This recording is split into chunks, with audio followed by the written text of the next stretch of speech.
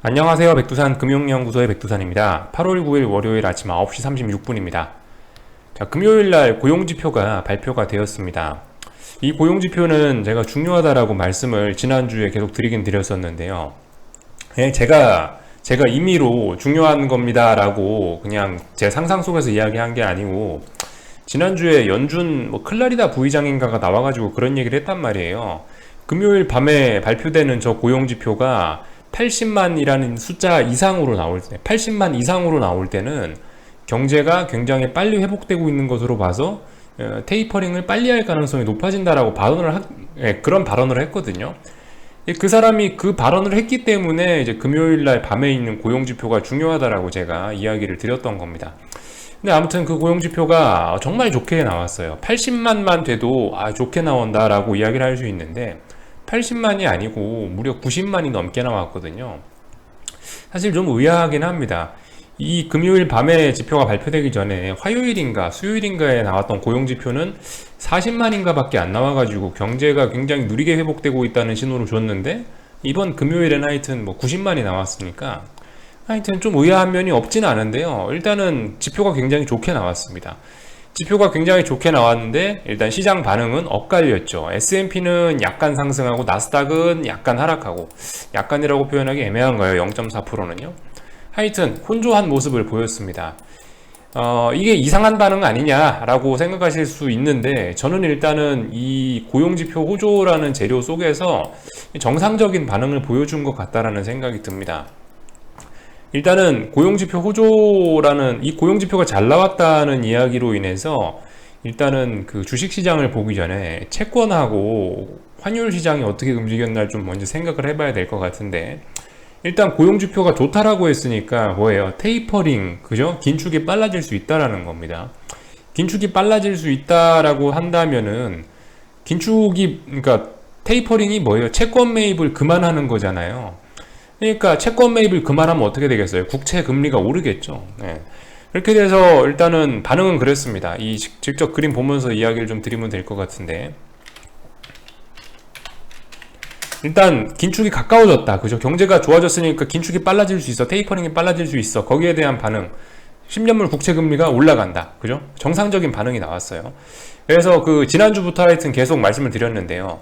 이 국채 금리 하락세는 쌍바닥을 찍고 턴어라운드의 가능성이 있다. 그래서 잘 봐야 된다라는 이야기를 드렸는데 실제로 고용지표까지 좋게 나오면서 장대 양봉이 나와야 될 자리에 장대 양봉이 나오면서 그냥 턴어라운드의 가능성이 높아졌습니다. 근데 아직까지 턴어라운드라 하긴 좀 뭐하고요. 어쨌든 지금 보시면 여기 중요한 자리인데 여기 일단 중요한 자리까지 딱 턱걸이는 했습니다. 아무튼 그래서 그 정상적인 반응인 것 같다. 테이퍼링이라는 게 국채 매입을 적게 해주는 거니까 금리가 올라가겠죠. 정상적인 반응이 나왔다라고 일단 생각하고 있습니다. 자, 금리 올라갔고요. 그리고 그에 대한 반응으로 달러도 급등을 했습니다. 달러가 왜 급등해야 되냐? 미국 경제가 좋다고 하잖아요. 그죠? 미국 경제가 좋다고 하고, 반면에 유럽은 어때요? 유럽 경기는 계속 유동성을 풀어야 될 만큼 경기가 회복이 안 되고 있잖아요. 유럽이 제일 이번에 코로나 때문에 타격을 많이 받았잖아요. IMF 보고서 지난번에 보여드린 거 따르면요. 그렇기 때문에 하여튼 이 달러 인덱스는 급등을 했습니다. 아주 정상적인 반응이 나온 거예요. 그래서 환율과 그 채권 시장의 반응은, 저 고용지표에 대한 반응은 아주 정상적이었다. 그래서 이제 여기 주식시장에 대한 반응을 이제 보면서 또 말씀드릴 건데, 아무튼 우리가 생각을 해봐야 될 거는 그거예요. 채권 금리가 올라가면은 지금까지 나스닥 지수는 안 좋았거든요. 나스닥 지수는 안 좋았는데 그게 어젯밤에 똑같이 나타난 거죠. 그러니까 금리가 많이 올라간다? 그럼 빅테크나 성장주 이런 것들은 안 좋겠다라는 그런 인식이 있었는지, 그래서 일단 나스닥은 하락 마감을 했습니다. 반면에 전통적인 그런 주식들, 경제가 좋아진다라고 하니까 전통적인 친구들이 많이 있는 S&P 같은 거는, 아니면 다우 지수 이런 거는 좀 올랐겠죠. 그래서 아무튼 이렇게 S&P는 오르고 나스닥은 떨어지는 요런 양쪽이 좀 다른 모습이 좀 나오긴 나왔습니다. 어쨌든 다 정상적인 흐름이에요. 그렇지만 아직까지 이 미국 주식시장의 움직임에 대해서 크게 제가 드릴 만한 이야기는 없습니다. 나스닥이 어제 0.48% 하락했고 고용지표 좋게 나왔다. 이제 추세적으로 꺾인다? 아직까지 그런 이야기 할 수 없어요. 미국 주식시장은 아직까지 강한 모습인 거고, 상승 중 조정에 불과할 수도 있고요. 최소한 말씀드렸다시피 여기 있는 박스권 하단 자리, 요런 자리를 붕괴시켜줘야, 이런 자리를 붕괴시켜줘야 이제 뭐 숏 이야기를 할 수 있다. 이래야 좀 위험하다. 이런 이야기를 드리고 있죠. 근데 아직 아니잖아요. 그죠? 그러니까. S&P도 당연히 고점이 높아졌으니까, 고점이 높아졌는데 뭐 당장 꺾인다. 이런 얘기 할 수 없잖아요. 네.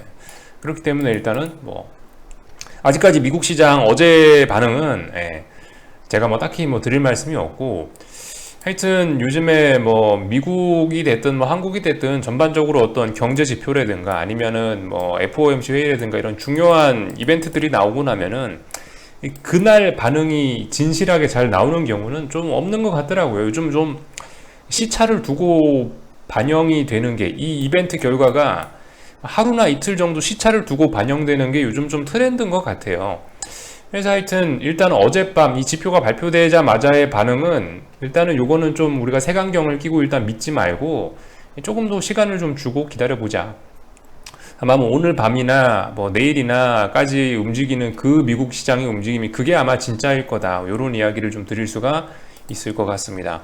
그래서 뭐 일단 요런 이야기 정도 드렸고, 아무튼 요렇게 생각을 하시면 좋을 것 같아요. 지금까지 작년 3월부터 해서 주식시장 이렇게 올라오는 사이에, 그러니까 아주 간단하게 여러분들께 이렇게 설명을 드리면은 이것도 뭐 말이 되지 않을까 싶은데요. 뭐 잡다한 거 다 잊자고요.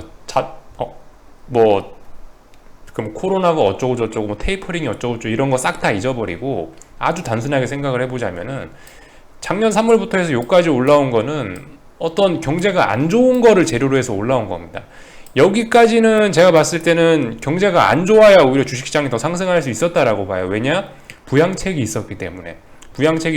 이런 자리에서는 지표가 안 좋다, 경제 지표가 안 좋다라고 하면 계속 또 올라갈 수 있는 그런 힘이 생기는 것 같아요. 근데 요즘 같은 때는 그게 조금 바뀌는 게 아닌가. 긴축 이야기도 나오고 있고 이러기 때문에 제 생각에 이제는, 그리고 또 이 경제가 안 좋다라는 테마를 가지고 이미 충분히 반영을 시키면서 올라온 상황이라서, 아무튼 지금 같은 경우는 오히려 이제 거꾸로 경제가 좋아진다라고 하면은 시장이 좀 안 좋아질 것 같은 그런 생각을 좀 해봐야 되지 않겠냐. 우리 이제 거꾸로 생각을 해야 된다는 거죠. 지금까지는 경제 지표가 안 좋다라고 하면 주식시장이 올랐지만, 앞으로는 경제 지표가 좋아지면 주식시장이 오히려 안 좋아지는 그런 구간 안에 왔을 수도 있다. 그런 가능성을 좀 생각을 해봐야 될 것 같습니다. 왜냐? 지금까지는 계속 어떤 유동성을 공급하는 그런 국면이었다면, 그래서 경제가 안 좋다라고 한다면 유동성 공급이 더욱더 폭발할 수 있는 그런 국면에 와 있었었는데, 지금 같은 경우는 일단 주식시장도 일단 더럽게 비싸져 있는 상황인데다가, 거기에다 더해서 이제 긴축이란 이야기를 슬슬 하고 있기 때문에, 그죠? 긴축이란 이야기를 하고 있기 때문에 이런 자리에서는 아무튼 이제 경제가 좋아진다는 것이 이미 다 선반영이 된 것이라서, 경제가 좋아진다, 뭐 지표가 좋아진다라는 것이 오히려 시장에는 별로 안 좋을 수도 있다라는 생각을 좀 해봐야 될 것 같다는 거. 물론 솔직히 미국은 잘 모르겠어요. 미국은 잘 모르겠는데요, 아직까지. 아무튼 확실한 거는 그 긴축이란 이런 이야기가 나오면서 달러가 올라가기 시작했기 때문에 미국을 제외한 나머지 세계는 일단 안 좋을 수밖에 없을 거라는 생각은 일단 반드시 하긴 해야 될 것 같습니다. 하여튼 그래서 뭐 미국 차트를 놓고 지금 방금 이런 이야기를 했는데, 지금까지는 경제지표 안 좋으면은 주식이 올라갔지만 지금부터는 경제지표가 좋아지면 이제 주식시장이 오히려 안 좋아지는, 뭐 그런 때에 온 것이 아니냐. 지금까지는 그죠, 경제지표가 좋든 안 좋든 무조건 다 올랐잖아요. 근데 이제부터는 경제지표가 좋다라고 하면 시장의 상승이 좀 제한되거나 오히려 하락도 할 수 있는 그런 상황이 온 것이 아니냐, 뭐 이런 생각을 좀 해보긴 합니다. 아무튼 상방으로는 좀 일단 하여튼 미국은 모르겠고 전 세계적으로는 일단 최소한 상방은 제한적일 겁니다. 하여튼 뭐 이렇게 보고 있고요. 그래서 이런 이야기들을 좀 드렸고, 어젯밤에 그래서 금요일 밤에 S&P가 전고점을 또 높이면서 빅스가 좀 급락을 하긴 했는데요. 그래서 UVXY가 그죠, 완전 저점을 다 깨버렸는데요. 어쨌든 이렇게 죽지는 않을 것 같고, 저도 이렇게까지 됐으면은 이제 슬슬 오늘 밤쯤 UVXY 저도 한번 해볼까라는 생각을 좀 해보고 있긴 합니다. 말씀드렸죠, 이거 두 가지 가능성, 두 가지 관점으로 접근 가능하다. 다시 27.5를 돌파한 척 할 때 따라 들어가거나, 아니면은 이 극단적인 극점을 노려서, 그죠, 좀 많이 위험을 감수하고 극단적인 저점을 노려볼 수도 있다. 전략은 두 가지 정도를 말씀드렸는데, 저는 이쯤 됐으면은 한번 오늘 밤쯤에 한번 좀 UVXY를 담아볼까 이런 생각 좀 개인적으로는 좀 하고 있어요. 원래 제가 UVXY라든가 이런 상품은 제 개인적으로는 별로 이렇게 제 취향에 맞는 상품은 아니라 매매를 잘 하진 않는데, 이번에는 한번 해볼 만한 가치가 있는 상황인 것 같다라고 생각이 들어서 이까지 내려와 버렸으면 저는 오히려 지금 오늘 밤쯤에 한번 요거 담아볼까 라는 생각을 좀 해보고 있긴 합니다. 그래서 일단은 UVXY가 저점을 깬 거에 대한 코멘트를 좀 한번 좀 해봤고요. 그래서 일단 뭐 한국장으로 넘어가겠습니다. 사실 지금 이제 그 아침임에도 불구하고 굉장히 좀 느긋하게 시작을 했고, 미국 시장 이야기를 좀 길게 했는데, 사실 뭐 한국장 같은 경우 제가 지금 딱히 드릴 말씀이 없어서, 그래서 그냥 뭐 그런 겁니다. 일단 뭐 지켜봐야 되겠죠. 일단은 그 정상적인 반응이 나왔어요. 고용지표가 좋아졌다. 아, 미국이 긴축을 한다. 거기에 따라서 달러가 올랐다. 달러가 올랐기 때문에 신흥국에선 돈이 빠져나간다. 지금 이제 그 논리대로 정확하게 움직인 겁니다. 일단 오늘 아침에는요. 웬일로 좀 논리적이고 이성적인 예측 가능한 그런 반응을 좀 보여줘서 좀 놀랍기도 한데, 아무튼 뭐 그렇게 일단 움직이고 있습니다. 지금 코스피는 아무튼 저의 생각대로 논리적으로 잘 일단 움직이고 있어요. 오늘의 반응을 보시면 아시겠죠. 지금 보시면 경제지표가 좋아졌다라고 해서 이 어쨌든 미국은 좋을지 몰라도 다른 나라들은 반응이 시원찮을 수 있다고요. 미국이 좋은 거지 다른 나라가 좋은 건 아니거든요. 근데 미국이 좋다는 점이 이제 그 환율의 임밸런스, 환율의 밸런스를 깨버려 가지고 달러 강세를 만들어내니까 이런 일이 나타날 수밖에 없다라고 생각이 일단 들고 있고, 하여튼 뭐 정상적인 모습이 나오고 있다라는 생각입니다. 계속 말씀드리지만 지금 이제 언젠가부터 시장은 한 6월 FOMC쯤부터죠. 6월 FOMC쯤부터 해가지고 이제 시장은 본격적으로, 시장의 포커스는 그건 거예요. 이제 시장은 뭐 실적이고 뭐고 별 관심 없는 것 같아요. 제 생각에는. 이제 이 전체 시장은 전반적으로 봤을 때 언제 긴축할 거냐, 얼마나 긴축할 거냐라든가, 하여튼 중요한 거는 긴축에다가 포커스를 굉장히 맞추고 있는 상황이거든요. 그렇기 때문에 지금 오늘 반응 딱 보시면 알겠죠. 전형적으로 긴축에 긴장하는 그런 모습이 나오고 있는 것 같고, 그렇습니다. 그래서 하여튼 뭐 그래요. 이 주말에 리플 보다 보니까 확실히 금리 인상은 돼야 뭐 시장이 좀 하락하지 않겠냐, 금리 인상 직전은 돼야 하락하지 않겠냐, 이런 말씀을 하시는 분들도 계시는데, 어쨌든 뭐 계속 강조해서 드리는 말씀이지만 이 금리 인상과 테이퍼링, 예전에도 이런 얘기 드리긴 드렸었죠. 이 긴축에도 정도가 있다고요. 긴축에도 정도가 있어. 이쪽이 최강 긴축이라면 여기 끝판왕은 기준금리 인상이겠죠. 기준금리 인상이 가장 강력한 거고요. 뭐 가장 약한 긴축이라고 한다면 예를 들면 뭐 IOER, 그리고 RRP 금리, 이런 거 인상, 이런 좀 미세 조정, 이런 것들이 제일 약한 긴축이라고 할 수 있겠죠. 새끼 긴축, 이런 것들이 새끼 긴축에 해당할 수 있을 거고, 글쎄요, 이것보다 더 약한 것도 있나? 예를 들면은 연준의 어떤 그 메인스트리트 정책 지원금, 그런 거 끊는 거. 그러니까 이 일반 기업들에다가 대출하라고 연준이 재무부에다 돈을 내준 적이 있거든요. 그런 거 끊어버린 거, 그죠? 그런 것도 약한 긴축이라고 할 수 있을 거고. 그래서 어쨌든 이렇게 정도별로 굉장히 다양한 긴축이 있습니다. 그 중간쯤에 테이퍼링이 있는 거고요. 근데 말씀드렸다시피 지금 경제 상황이 옛날 같지가 않아서 옛날 전통적인 어떤 고성장 시대 그런 게 아니라서 저성장 시대라서 이제 이 기준금리라는 조치는 너무나 강력한 조치가 돼갖고, 요거는 사실상 이제 이런 표현을 드리고 있죠. 유니콘 같은 존재다, 아니면 혜태 같은 존재다, 상상 속의 존재가 되어버렸다라고 좀 개인적으로 보고 있습니다. 그래서 이제는 기준금리 인상급에 옛날에 기준금리 인상한다라고 한다면 그 파급력이 있잖아요. 옛날에 기준금리 인상한다고 했다면은 사람들이 깜짝깜짝 놀랬잖아요. 그 정도의 파급력이 이제는 테이퍼링으로 넘어온 것이 아닌가라는 생각. 이제 테이퍼링이 옛날의 기준금리 조정과 같은 그 정도의 파급력을 가지게 된 것이 아닌가. 왜냐? 경제 상황이 옛날처럼 원활하게 돌아가는 게 아니잖아요. 지금은 뭔가 여전히 전염병 문제도 있고 이래저래 하니까, 경제가 삐리하니까 이 테이퍼링이 이제는 거의 금리 인상과 금리 인상과 비슷한, 옛날에 금리 인상과 비슷한 그 정도의 파급력을 가지고 있지 않냐. 그래서 지금 이 주식시장이 굉장히 비싼 가운데 긴축 우려, 테이퍼링 이야기만 하는데도 이렇게 시장이 지금 상방으로 제한된 이런 모습을 보이는 것이 아니냐, 뭐 이런 생각들을 좀 하고 있다는 거죠.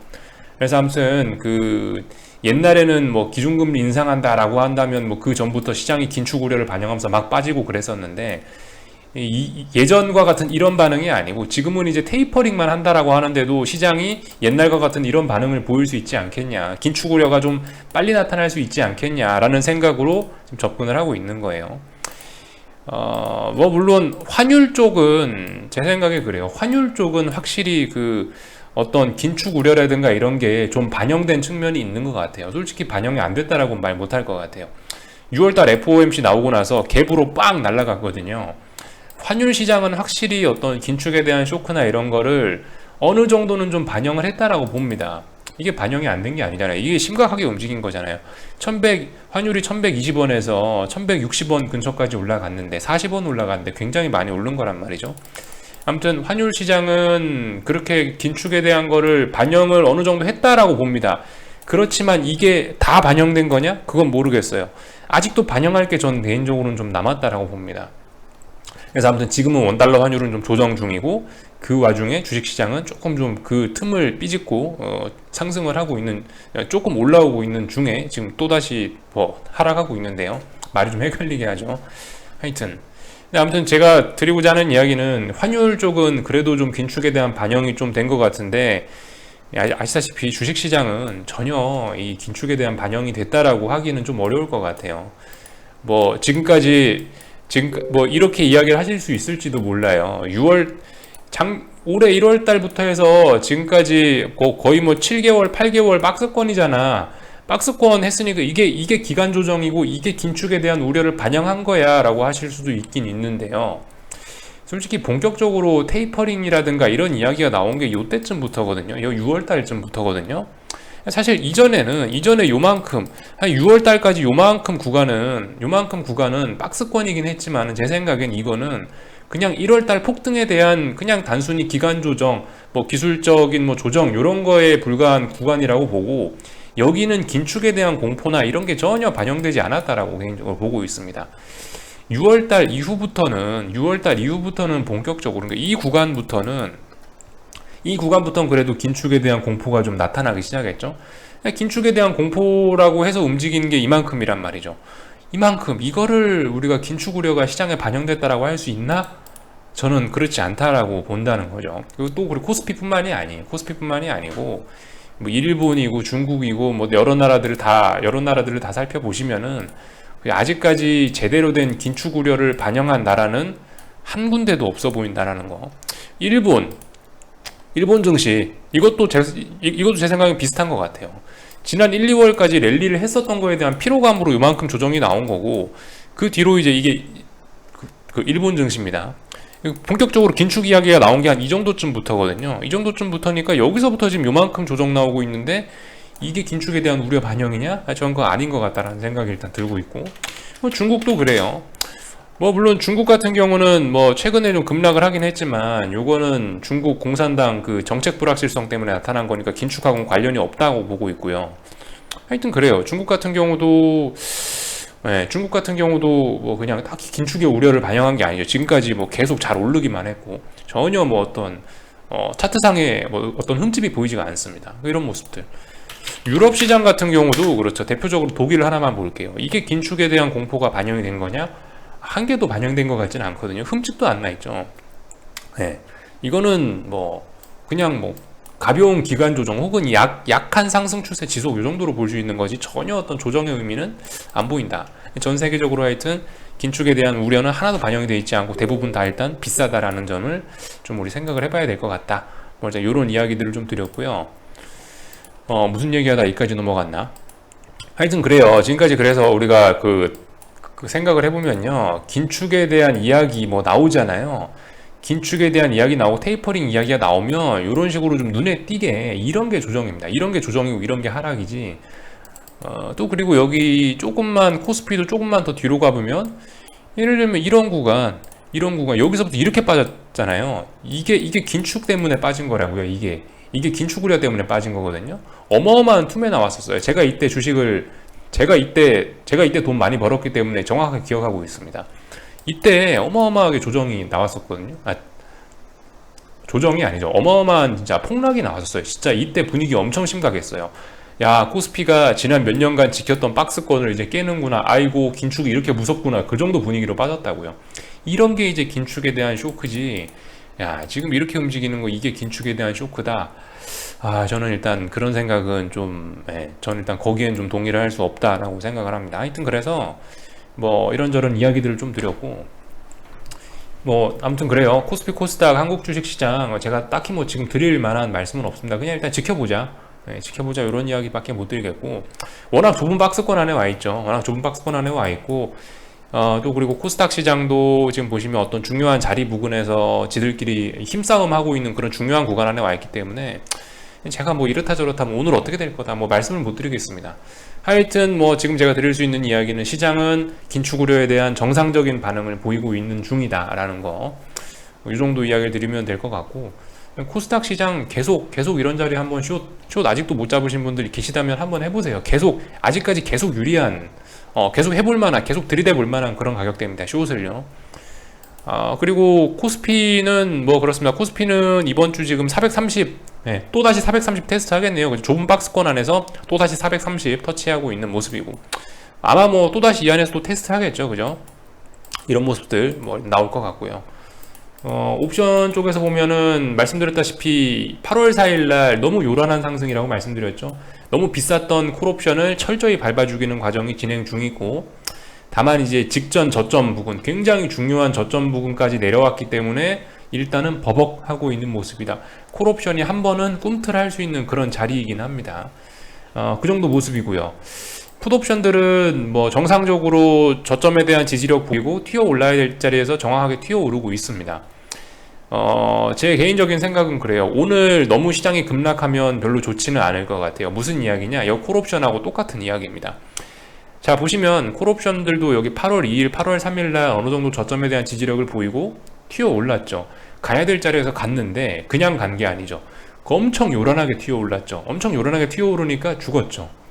오늘도 제 생각엔 풋옵션이 이제 같은 날이라고요. 조용하게 모았습니다. 여기서 살살살살 좀 가야 돼요. 여기서 일단 시세가 시작됐으니까 일단 2단, 3단 넣으면서 저속으로 천천히 움직여줘야 될 때라고 봐요. 여기서 근데 100km, 200km로 막 고속으로 달려버린다. 여기서 막 시세가 몇백 프로 터져버린다. 그럼 또 그거는 또 그죠? 여기서 몇백 프로 시세가 오늘 풋옵션이 대박이 나가지고 21선에 터치한다. 막 풋옵션에 오늘 막 300% 시세가 난다. 그것도 또 아래로 또 보내진 않을 거라는 생각. 그러니까 풋옵션을 오래 보내고 싶으면 오늘 이런 식으로 좀 도치형, 시가와 종가가 같은 이런 모습이 나오고 있는데, 이 정도 모습이 하여튼 풋옵션이 오래 가기 위해선 이 정도 모습이 굉장히 적합해 보인다. 뭐 이 정도 이야기 드릴 수 있을 것 같습니다. 그래서 하여튼 뭐 일단 드릴 얘기는 다 드린 것 같아요. 그래서 일단 여기까지 하고요. 여기까지 하고 마치겠습니다. 궁금한 거는 리플 남겨주시고요. 또 저녁에 뵙도록 하겠습니다.